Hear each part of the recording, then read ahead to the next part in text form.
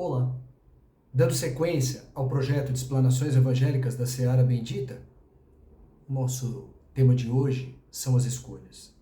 Diz a tradição oriental que certa vez Siddhartha Gautama andava pela floresta junto com seus discípulos e encontrou outro mestre com seus aprendizes. Um desses aprendizes já saiu dizendo: nosso mestre é um ser divino sobre a terra. Ele levita. Ele faz coisas extraordinárias. Nós mesmos presenciamos isso. Somos testemunhas. E fixando o olhar diretamente em Buda, ele perguntou: o que vocês têm a dizer sobre o seu mestre? O que é que ele pode fazer? Que tipo de milagre ele faz? Siddhartha Gautama permaneceu calado. Esperou que um dos seus discípulos tomasse a frente e respondesse aquela pergunta. E logo isso aconteceu. Um dos discípulos de Buda disse: nosso mestre, quando tem fome, ele come. Quando tem sono, ele dorme. Ele nos ensina a andar quando nós estamos andando. Ele nos ensina a comer quando estamos comendo, a sentar quando nós estamos sentados. E aquele aprendiz inconformado, olhando no olho daquele discípulo, disse: como assim? Do que você está falando? Que tipo de milagre óbvio é esse? Isso que todo mundo faz? E o discípulo disse: engano seu. Quase ninguém faz isso. Quando as pessoas dormem, elas pensam sem cessar. Estão dispersas no sono.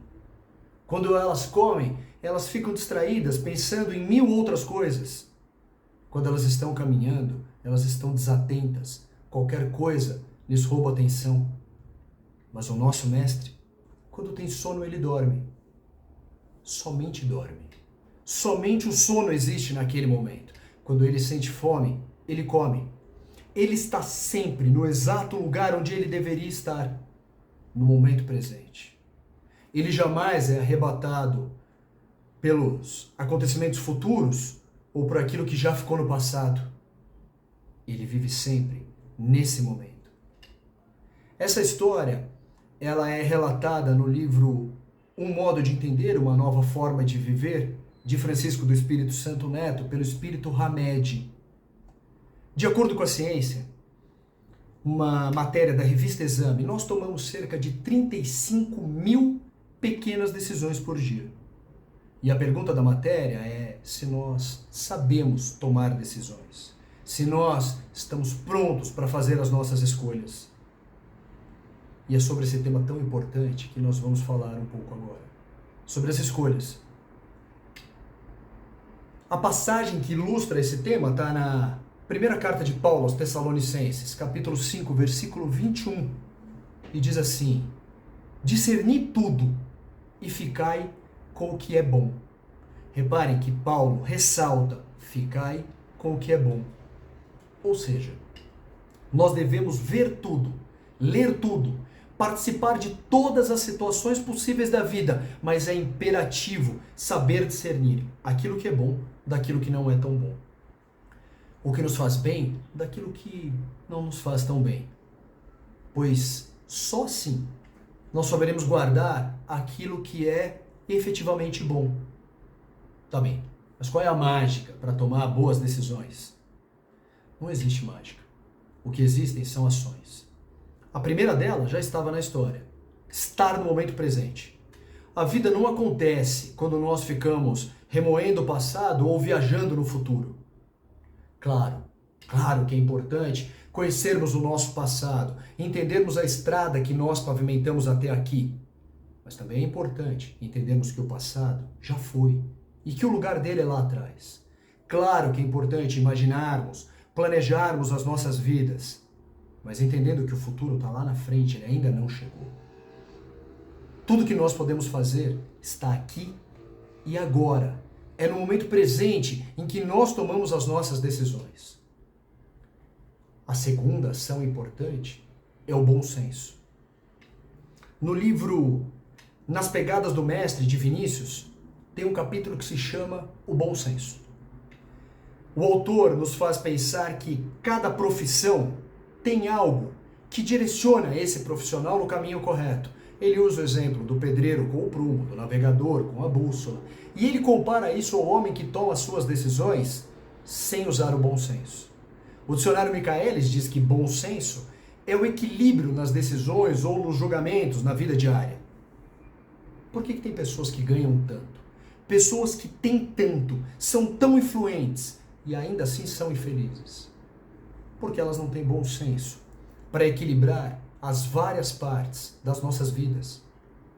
Chico Xavier, pelo Espírito Emmanuel, no livro Palavras de Vida Eterna, nos chama atenção para o fato que, se nós já sabemos tomar as nossas decisões, se já sabemos fazer as nossas escolhas, podemos nos aprimorar cada vez mais, pensando inclusive nos outros que nos cercam.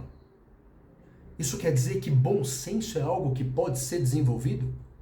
Claro que pode ser desenvolvido. E isso nos leva ao terceiro ponto, o mais importante deles, o exemplo de Jesus Cristo. No Evangelho de Lucas, capítulo 12, Jesus diz: não andeis ansiosos pela vossa vida, quanto àquilo que haveis de comer, nem pelo vosso corpo, quanto que haveis de vestir. Jesus lembra, porque a vida é mais do que o alimento, e o corpo muito mais do que as vestes. E aí ele compara: observai os lírios do campo, eles não fiam nem tecem. E eu, contudo, vos afirmo que nem Salomão, em toda a sua glória, se vestiu como qualquer deles. Ora, se Deus cuida assim da erva do campo, que amanhã será lançada ao forno, quanto mais de nós, espíritos de pouca fé. Isso quer dizer que todas as situações da vida, das nossas vidas, têm duas partes. Uma que cabe a nós. Nós temos que estudar, nós temos que trabalhar, nós temos que aprender, nós temos que fazer algo para que aquela situação se transforme, se modifique. Mas tem outra parte, que por mais que nós façamos, ela não vai se modificar. Essa é a parte de Deus.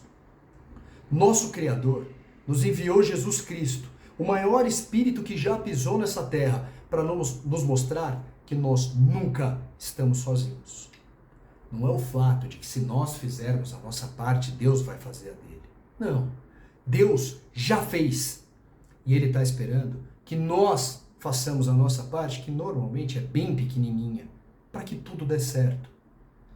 Tem uma história que diz que uma pequena vertente de água nasceu lá no alto da montanha e veio descendo pela encosta, aumentando o seu volume, foi abrindo passagem e nas suas margens começou a acontecer a festa da vida.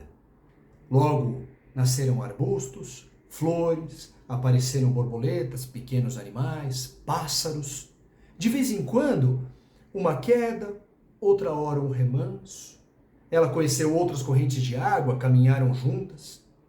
Suas águas semeavam o progresso, semeavam a felicidade. Os peixes se multiplicavam. As lavouras cresciam ao redor daquele rio. As crianças brincavam. E em muitos corações nascia o amor. Depois de centenas de quilômetros, aquele rio foi despertado por uma realidade. O caminho seguia em direção ao mar. Chegaria o dia em que o rio entraria no mar e desapareceria para sempre.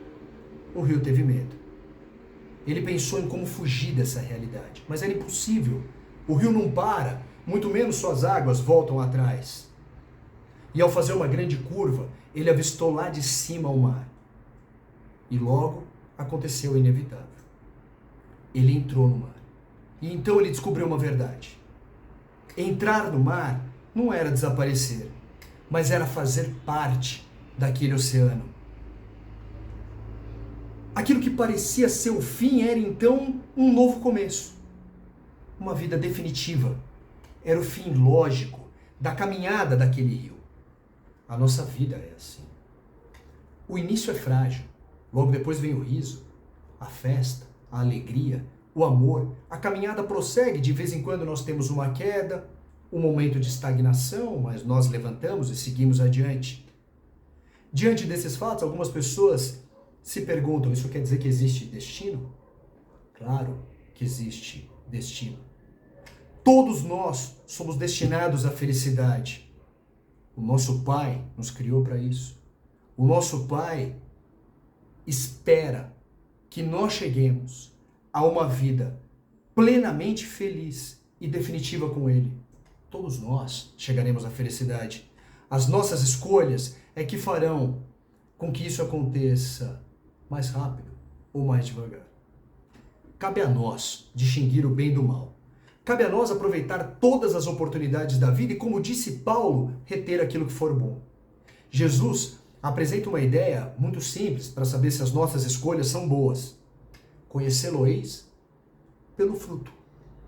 Em tudo que sentirmos, em tudo que pensarmos, em tudo que falarmos, em tudo que fizermos, doemos sempre o nosso melhor, aquilo que de melhor nós temos dentro de nós, porque Deus nos conhecerá pelos frutos que nós produzirmos.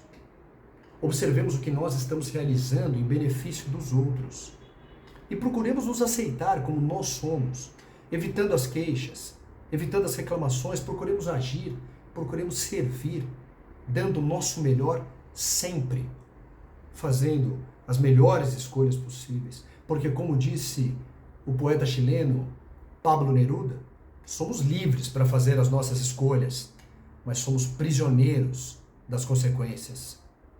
Que Jesus Cristo continue sendo o nosso maior exemplo e que, com base nele, façamos sempre as nossas melhores escolhas. Que assim seja, graças a Deus.